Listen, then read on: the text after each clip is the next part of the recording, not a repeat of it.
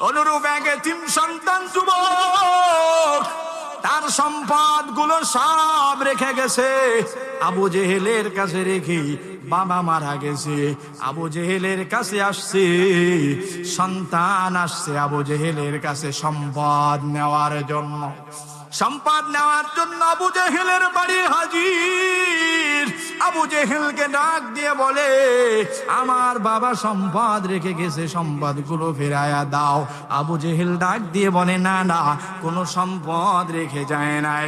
শুধু কি বলেছে তা না, বরং ঘাড়ে ধাক্কা দিয়ে বের করে দিয়েছে।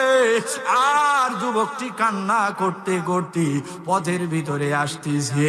আস্তে আস্তে নবীজির সাথে দেখা হয়ে গেল। আল্লাহর পয়গম্বর বলেন, যুবক কেন কান্না করো বলো?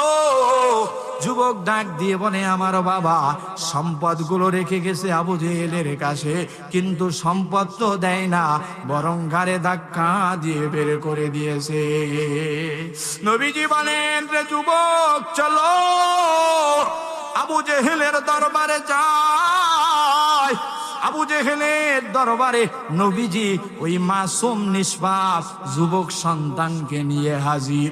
আল্লাহর পয়গম্বর বলে, রে আবু জেহেল, তোমার কাছে যে সম্পদ রেখে গেছি ওই সম্পদগুলো ফিরাইয়া দাও। নিষ্পাপ ছোট্ট ছেলের সম্পদ ফিরাইয়া দাও। আর আবু জেহেল বলে, না না, কোন সম্পদ রেখে যায় নাই। আবারও অস্বীকার করেছে, আবারও ঘাড়ে ধাক্কা দিয়ে বের করে দিয়েছে। আর কান্তি কান্তি যুবক আসতেছে। আস্তে আস্তে জিবরিল আমিন হাজির। জিবরিল আমিন ডাক দিয়ে বলে, পয়গম্বর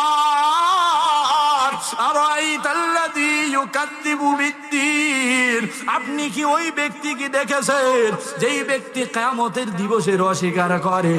ফাযালিকাল্লাযী ইয়াদুল ইয়াতীম, শুধু কিয়ামতের দিবসের অস্বীকার করে তা না, বরং এতিম সন্তানকে সম্পদের জন্য ঘাড়ে ধাক্কা দিয়ে বের করে দেয়।